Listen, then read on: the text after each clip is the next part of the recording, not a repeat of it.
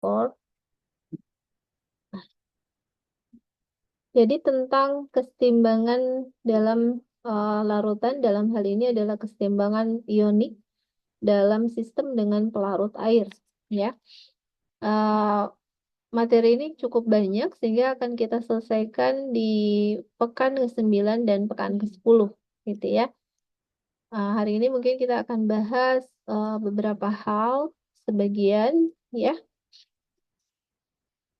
Nah, apa yang dimaksud dengan kesetimbangan ionik, gitu ya? Kita tahu dalam sistem larutan itu kan ada zat terlarut, kemudian ada pelarut, gitu ya. Nah, zat terlarutnya itu bisa bermacam-macam, ya. Ada yang bentuknya ionik, ada juga yang bentuknya molekuler. Khusus untuk kesetimbangan ionik, tentu saja ini dipengaruhi oleh zat terlarut yang bentuknya merupakan senyawa ion, gitu ya. Senyawa-senyawa yang berikatan ionik. Nah, dalam hal ini kesetimbangan ionik itu ditentukan oleh beberapa hal, ya. Pertama oleh jenis elektrolitnya, ya. Jenis elektrolitnya itu akan menentukan derajat disosiasinya. Ya, bagi elektrolit kuat maka tentu akan memiliki derajat disosiasi yang sempurna. Ya, yang satu sementara elektrolit lemah akan memiliki derajat disosiasi yang kurang dari satu. Ya, sebentar ini tuh ada suara yang oh ini ya, Aisyah ibu mute ya. Oke.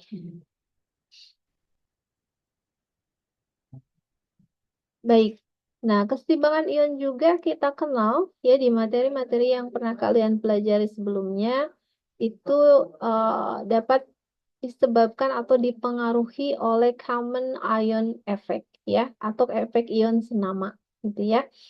Jadi kalau ada ion-ion baru tetapi yang ion tersebut sama gitu ya akan memberikan suatu efek terhadap kelarutan ya, akan memberikan pengaruh terhadap kelarutan. Kemudian dia juga dipengaruhi nanti uh, oleh perhitungan pH dari berbagai jenis larutan, gitu ya, tergantung penyusunnya ada apa aja. Apakah dia tersusun atas misalnya ini ya, SASB itu berarti strong acid, strong base, ya. Asam kuat, basa kuat, gitu ya. Ada asam lemah, basa lemah, gitu ya.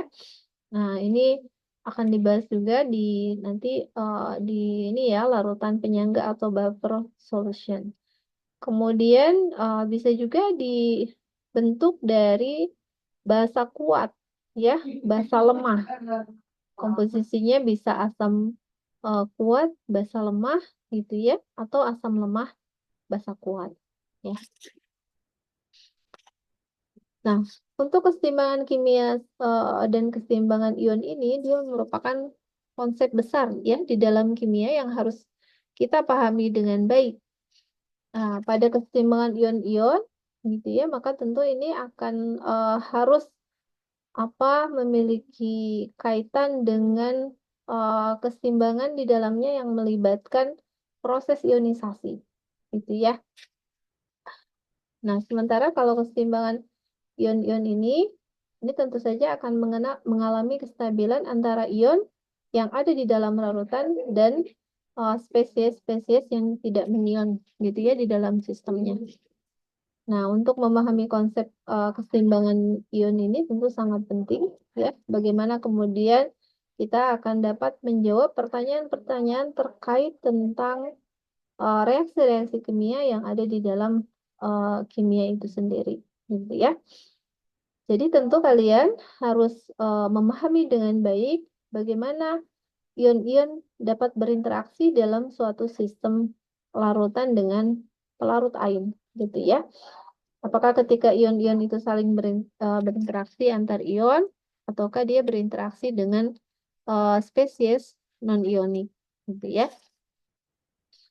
Nah, dari berbagai jenis elektrolit, gitu ya, elektrolit dengan misalnya ini, ya, NaCl terlarut gitu ya. Kemudian apa ini yang ionnya banyak gitu ya, sementara ini ionnya sedikit ya pada air murni, dan ini pada gula yang dilarutkan di dalam air ya.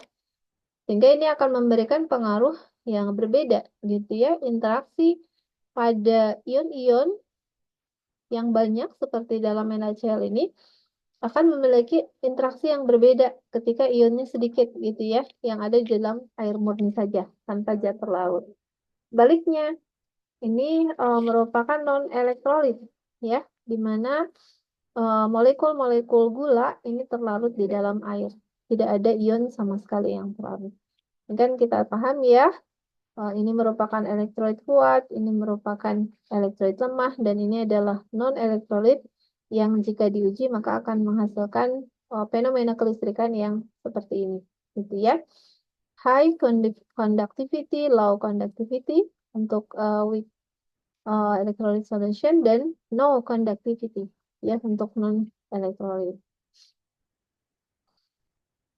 Oke, ini contoh berbagai macam jenis elektrolit dari mulai strong, weak, dan non-elektrolit ya. Nah, bagaimana terjadinya kesetimbangan ion itu sendiri? Gitu ya. Nah, kita pahami bahwa elektrolit lemah itu mengalami ionisasi secara parsial.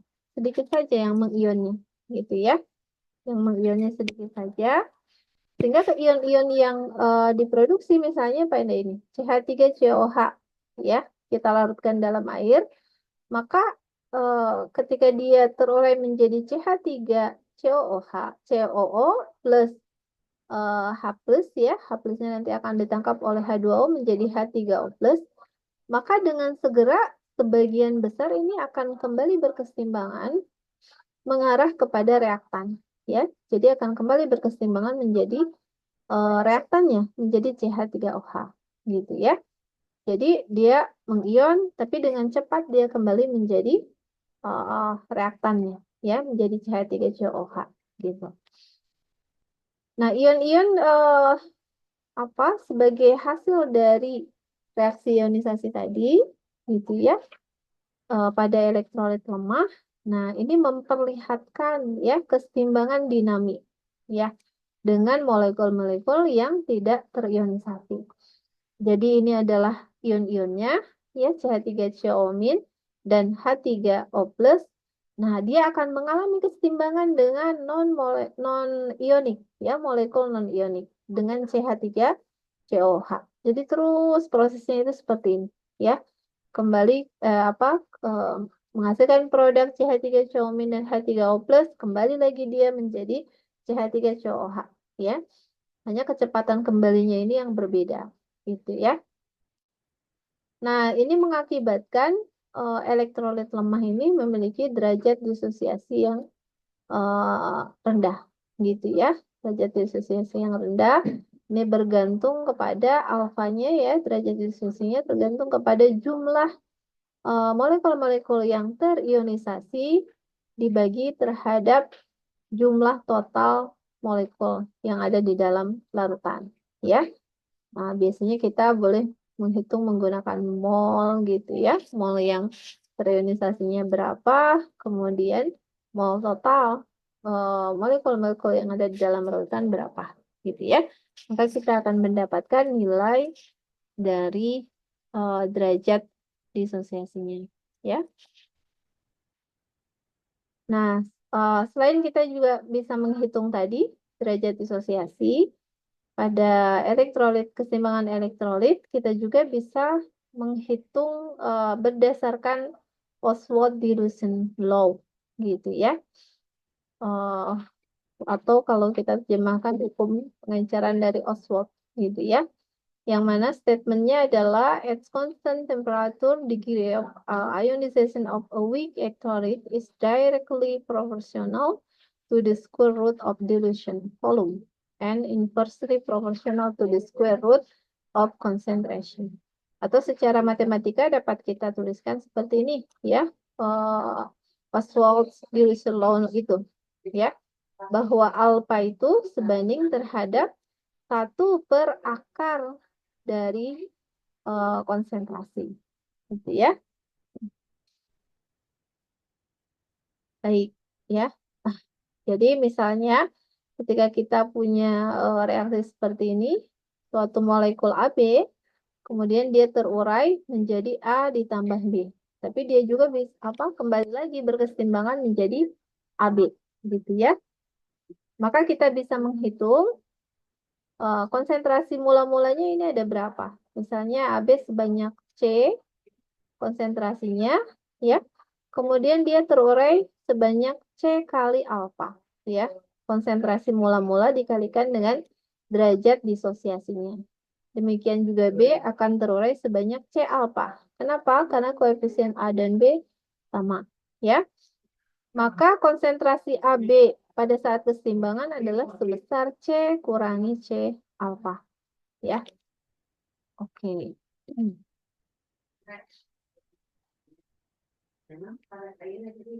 Baik, itu ya mengenai Oswald Dilution Law. Nah, ini adalah contoh hukum tersebut ya dalam kesetimbangan kimia. Ini kalau kita menghitung konstanta kesetimbangannya, ya, seperti biasa cara kita menentukan konstanta kesetimbangan tinggal kita kalikan, ya, untuk reaksi yang tadi ini, ya. Produk perkalian konsentrasi dari produk dibagi dengan perkalian konsentrasi dari reaktan. Nah, berhubung reaktannya hanya AB, nah, maka perhitungan konstanta kesetimbangannya adalah konsentrasi A dikali konsentrasi B dibagi dengan konsentrasi AB, ya, sebagai reaktan, ya. Maka kita tinggal memasukkan yang ada di sini, ya. Masukkan yang ada di sini. Jadi yang kita masukkan adalah semua yang ada di dalam kesetimbangan, ya. Jadi yang ini yang kita masukkan, ya. Maka ini tetapan kesetimbangannya menjadi ini ya. C alfa kali C alfa dibagi dengan C kali 1 kurangi alfa. Sama dengan C alfa kuadrat per 1 kurangi alfa, ya. Nah, untuk elektrolit yang lemah, ya, nilai alfanya ini sangat kecil, ya. Bisa kurang dari 1, ya. Maka K itu sendiri adalah C kali alfa kuadrat, ya. Atau kita bisa turunkan alfa kuadratnya adalah K per C, ya, konstanta kesetimbangan dibagi dengan konsentrasi awal, maka alfa adalah akar dari K per C, gitu ya. Alfa adalah akar dari K per C. Atau boleh kita bilang bahwa alfa itu sebanding dengan 1/akar C, yang ini, ya. Sehingga derajat disosiasi atau ionisasi untuk elektrolit lemah ini merupakan inversely proportional seperti tadi, ya. Dia akan sebanding dengan 1/akar konsentrasi mula-mulanya, ya. Oke, kemudian ya, ini kalian bisa lihat untuk asam lemah seperti ini, ya. Ini kan awalnya alfa sama dengan akar K per C, maka untuk asam lemah K-nya kita ganti dengan Ka, ya. Kesetimbangan untuk asam, untuk basa juga kita ganti dengan Kb, ya. Ini tetapan kesetimbangan untuk basa, gitu ya.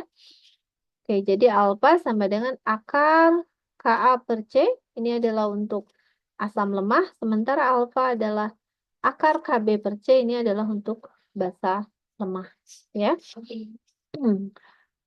Nah, apa kemudian yang menjadi limitasi atau kekurangan dari Oswald Dilution Law ini?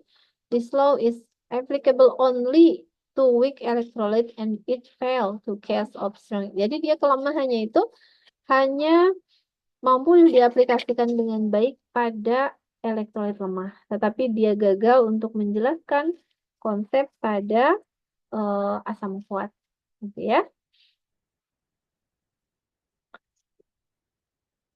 Oke, bentar.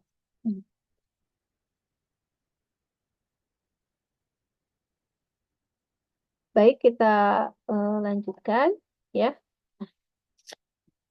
Jadi keseimbangan kimia gitu ya dapat tercapai ketika laju reaksi mundur dan maju itu relatif sama gitu ya. Kemudian konsentrasi dari reaktan dan produk itu relatif tidak lagi mengalami perubahan. Jadi konstan gitu ya.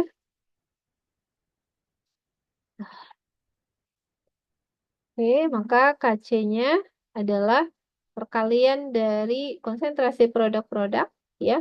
Jangan lupa dipangkatkan jika dia ada pangkatnya per perkalian konsentrasi dari reaktan-reaktan ya.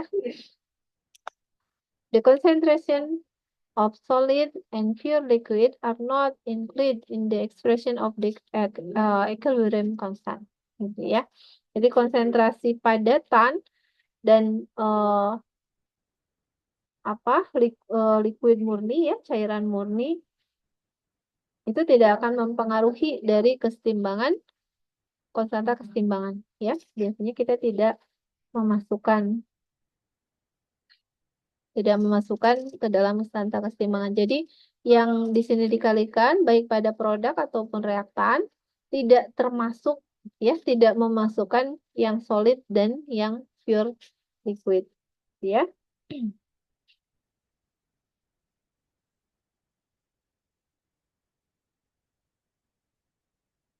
Oke, izin sebentar, telepon dulu.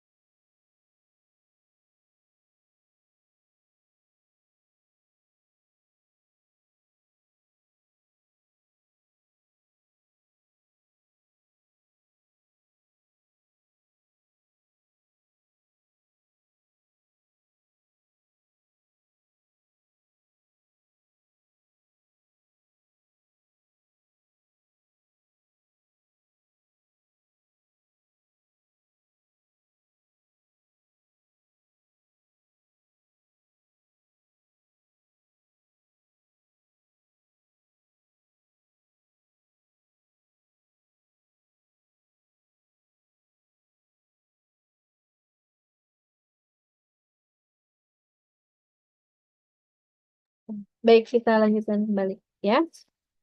Oke, mudah-mudahan konsep yang ini sudah bisa dipahami dengan baik ya.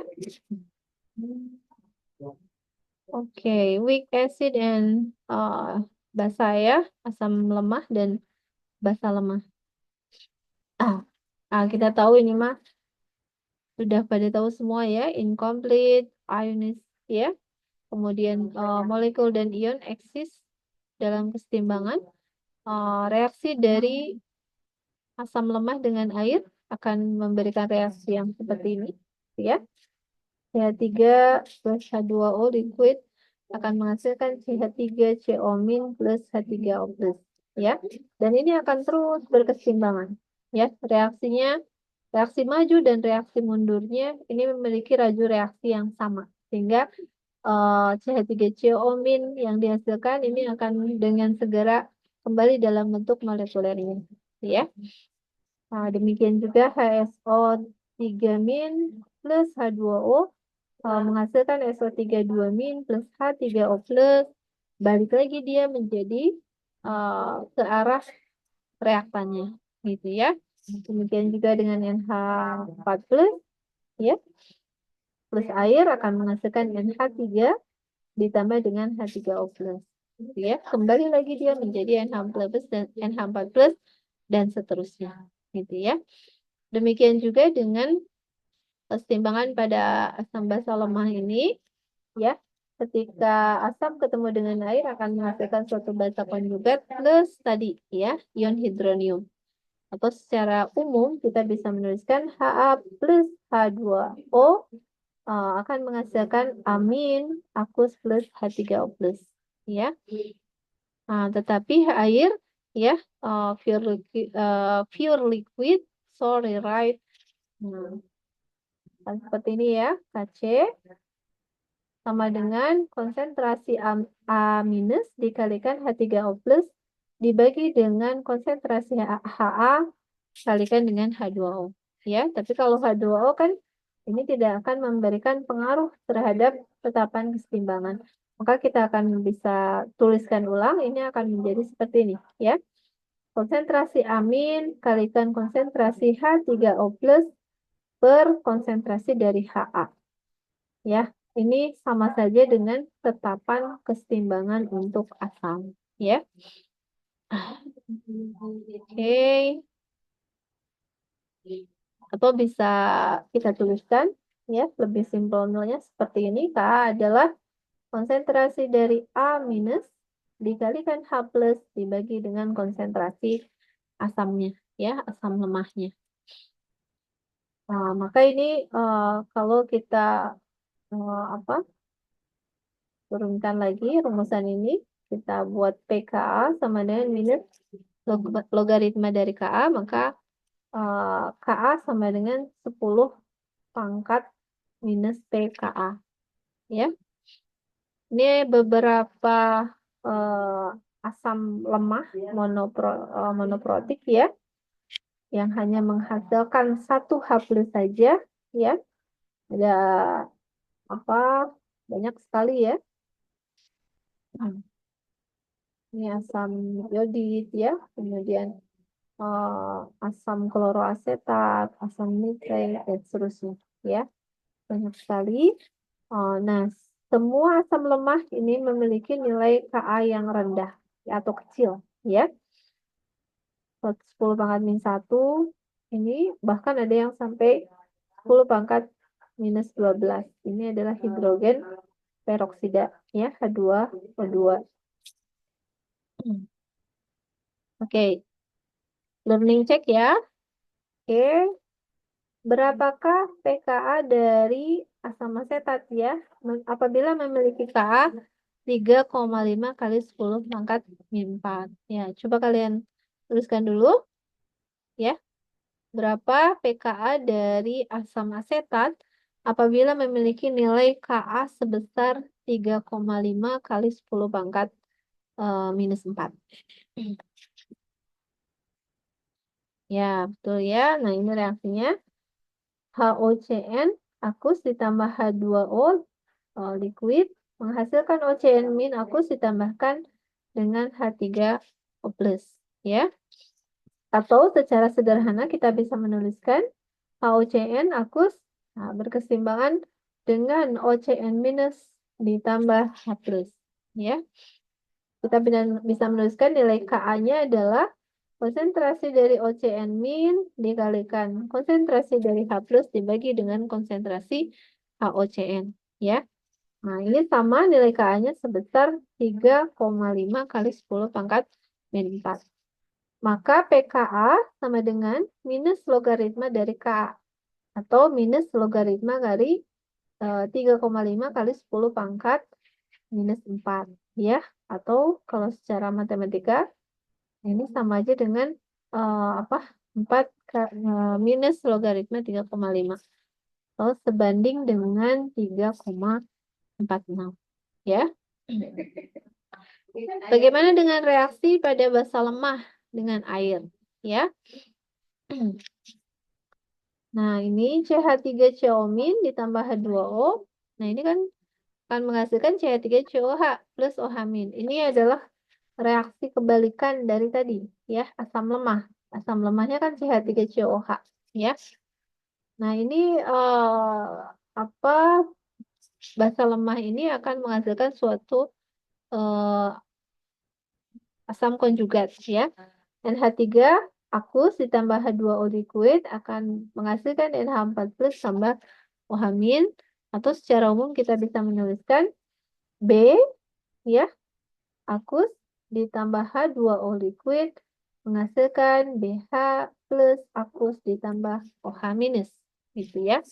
Sehingga kita bisa menuliskan tetapan keseimbangannya adalah konsentrasi dari ini BH plus dikalikan konsentrasi dari OH- dibagi dengan konsentrasi dari B akus dibagi dengan konsentrasi dari H2O. Nah, karena airnya itu kita anggap satu, ya, maka kita bisa menuliskan Kb sama dengan konsentrasi dari BH plus dikali konsentrasi OH- dibagi dengan konsentrasi dari B, ya, di mana Kb ini kita sebut sebagai konsentrasi ionisasi basa, ya, atau tetapan keseimbangan untuk basa, ya. Nah, PKB adalah minus log dari KB. Nah, maka KB adalah 10 pangkat minus PKB, ya. Dengan cara yang sama, kita dapat menghitung berapakah PKB untuk C5H5NiF, di mana KB-nya adalah 1,7 kali 10 pangkat minus 9, ya. C5H5N ini tuh apa? C5H5N if ya. C5H5N akus ditambah dengan H2O, ini tanahnya hilang, ya. Berkeseimbangan dengan C5H5NH plus akus ditambah OH-, gitu ya. Maka KB-nya dapat kita tuliskan konsentrasi dari C5H5NH plus dikali konsentrasi OH- dibagi dengan konsentrasi C5H5N, ya, sama dengan 1,7 kali 10 pangkat minus 9, maka PKB adalah minus log KB sama dengan minus logaritma 1 kali 10 1,7 kali 10 pangkat minus 9, atau sama dengan senilai dengan 8,76, ya. Nah, ini beberapa KB dan PKB dari basa lemah, ya, pada 25 derajat Celcius. Ada butil amin, metil amin, dan seterusnya, termasuk anilin, gitu ya. Dengan nilai KB, nah, paling besar ini butil amin 10 pangkat min 4, ya, 5,9 10 pangkat 4. Sementara anilin 3,9 kali 10 pangkat minus 10, ya. Oke. Nah, asam basa konjugat ini, gitu ya.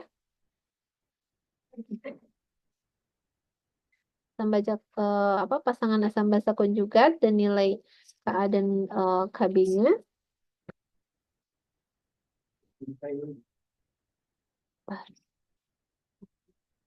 Oke, consider ionization reaction of generic acid and water. Kemudian misalnya Ha akus ditambah H2O liquid akan menghasilkan amin akus ditambah H3O plus akus, ya. Kan nilai Ka-nya adalah konsentrasi dari A minus dikalikan konsentrasi dari H plus, ini ya, dibagi dengan konsentrasi Ha. Ya, H2O-nya tidak perlu kita masukkan. Kemudian kalau misalnya ini ya eh, garam yang mengandung anion dari suatu asam ya atau sebagai basa konjugatnya dengan air.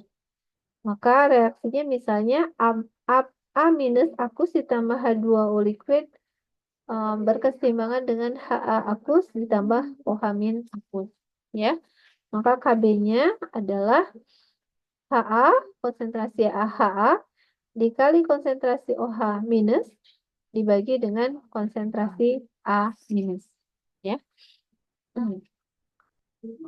Now a Ding reaction we get Ha akus ditambah H2O liquid menghasilkan amin ditambah H3O plus akus. Nah, amin ditambah dengan H2O maka akan kembali menghasilkan Ha ditambah dengan OH minus. Ya. Oke, kita coret-coret. Nah, yang samanya kita coret A minus, kemudian Ha akus dengan H akus. Maka kita dapatkan H2O dengan H2O menjadi 2 H2O liquid, kemudian H3O plus akus ditambah OH minus. Maka Ka dikali Kb, nah tinggal kalikan yang tadi ini ya. Konsentrasi A minus dikali konsentrasi H plus dibagi dengan konsentrasi Ha. Ini tetapan kesetimbangan untuk reaksi yang atas. Nah, dikalikan dengan Kb-nya yang bawah, Ha dikalikan OH minus dibagi dengan konsentrasi A minus. Ya. Maka ini sama saja dengan konsentrasi H plus dikali dengan konsentrasi OH min. Atau kita kenal dengan Kw. Ya. Tetapan kesetimbangan untuk air. Ya. Nah, Ka dikali Kb itu sama dengan Kw, yang besarnya adalah sebesar 1 kali 10 pangkat minus 14 pada 25 derajat Celcius. Ya.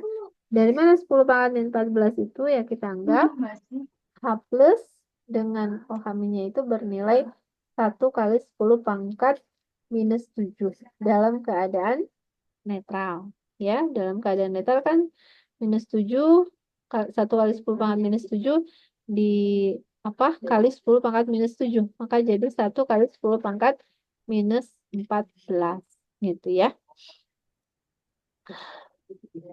Oke, ya.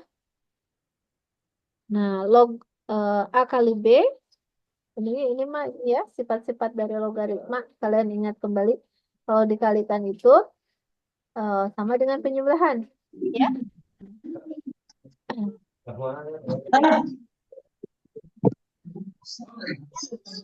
Pindah baru masuk. Oke. Ya. Ini yang tadi ya, KW. Kenapa KW nilainya 10 pangkat min 14? Ya. Jadi KA ditambah KA dikalikan dengan KB ya, 10 pangkat minus 7, 10 pangkat kali 10 pangkat minus 7 jadi 10 pangkat minus 14. Nah, min log KA min log KB itu sama dengan min log KW, yaitu min 14 atau sama dengan 14. Jadi PKA plus PKB itu sama dengan PKW yang nilainya adalah sebesar 14. Makanya kita mengenal nilai pH maksimum itu ada di angka 14 ya pada 25 derajat Celcius. Oke. Nah, bagaimana kita menghitung kesetimbangan ya? Need to develop strategy for dealing with weak acid ya.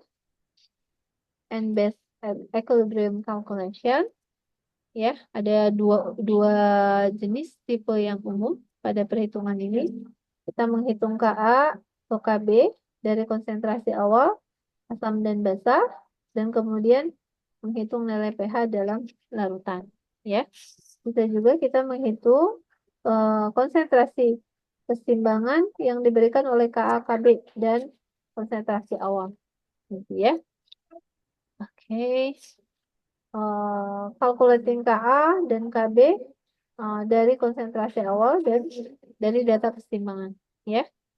Ini untuk mengevaluasi mass action expression. Ya, atau yang kita sebut sebagai quotient. Ya. Quotient itu sebenarnya sama aja nilainya dengan Kc kalau ini terjadi pada saat keseimbangan. Nah, kalau bukan pada saat keseimbangan, maka nilainya berbeda dengan nilai Kc. Gitu ya. Oke, ya. Nah, kita bisa menghitung persen ionisasinya. Ini sama dengan jumlah mol zat-zat yang terionisasi per liter dibagi dengan jumlah mol dari keseluruhan eh, zat yang ada dalam larutan per liter. Oke, ya. Contohnya misalnya niacin ya atau asam neotinik ini merupakan suatu asam monoprotik dengan rumus molekul HC6H4NO2. Larutannya yang memiliki 0,012 molar dalam asam nikotinik memiliki pH 3,39 pada 25 derajat Celcius. Berapakah konstanta ionisasi untuk asam atau Ka dan pKa untuk larutan asam ini pada 25 derajat Celcius? Berapakah ya derajat ionisasi dari asam nikotinat ini ya di dalam larutan? Oke, maka kita bisa menghitung dengan terlebih dahulu menuliskan reaksinya ya. HNiC aqueous ditambah H2O liquid menghasilkan NiC min aqueous ditambahkan H3O plus ya. Oke, contoh pertama Ka sama dengan konsentrasi dari NiC minus 1 dikali dengan konsentrasi H plus dibagi dengan konsentrasi dari HNiC ya. Maka Ka-nya adalah konsentrasi NiC minus kali konsentrasi H plus dibagi dengan konsentrasi HNiC. Ya. Oke. Nah, kalau tadi di soal itu kan konsentrasi awalnya adalah 0,012, sementara produk di awal kan belum ada, maka konsentrasinya 0, ya. Kemudian terbentuk NiC min dan H3O plus sebesar plus X misalkan, ya, plus X, maka NiC yang terurai itu sebanyak minus X karena tiga-tiganya ini memiliki koefisien reaksi 1, 1, 1 sama, ya. Maka HNiC di akhir adalah sebesar konsentrasi awal kurangi yang terurai 0,012 kurangi X. Ya, demikian dengan NiC min dan H3O plusnya ada sebesar X. Ya. Nah, berapa besarnya nilai X? Ya, nilai X ini katanya only source of H plus is ionization of HNiC. Jadi hanya bergantung kepada H plus ya, tergantung kepada ionisasi dari HNiC. Oke, ya. Maka X sama dengan antilog minus pH sama dengan 10 pangkat X sama dengan antilog dikalikan minus pH sama dengan 10 pangkat minus pH, ya. Oh, ini sama dengan 10 pangkat minus 3,39, ya. Dari mana nilai itu? Ini dari tadi itu ya. Dari soal ya, diketahui dari soal 3,39, maka kita ubah menjadi anti logaritmanya. Ya, diperoleh nilai konsentrasi H plusnya adalah 4,1 kali 10 pangkat minus 4. Ya. Oke, ya. Maka kita masukkan tadi ya nilai X-nya adalah 4,1 kali 10 pangkat 4. Ya, ini sama saja dengan sebesar dengan minus X yang tadi sudah kita tuliskan pada saat keseimbangan. Yang ini ya, besar minus X tadi. Nah, oleh karena itu Ka-nya kan konsentrasi NiCmin kali konsentrasi H plus dibagi dengan konsentrasi HNiC. Maka ini sama saja dengan X kuadrat dibagi dengan 0,012 kurangi X. Ya, kita bisa mencari besarnya X. Ya, oke. Besarnya X itu sebesar 0 minus 0,0041. Ya, dari sini konsentrasinya itu lebih kecil, jauh lebih kecil daripada Ka. Sehingga konsentrasi keseimbangan dari asam ini ya kurang lebihnya mendekati dengan konsentrasi awal. Ya, oke.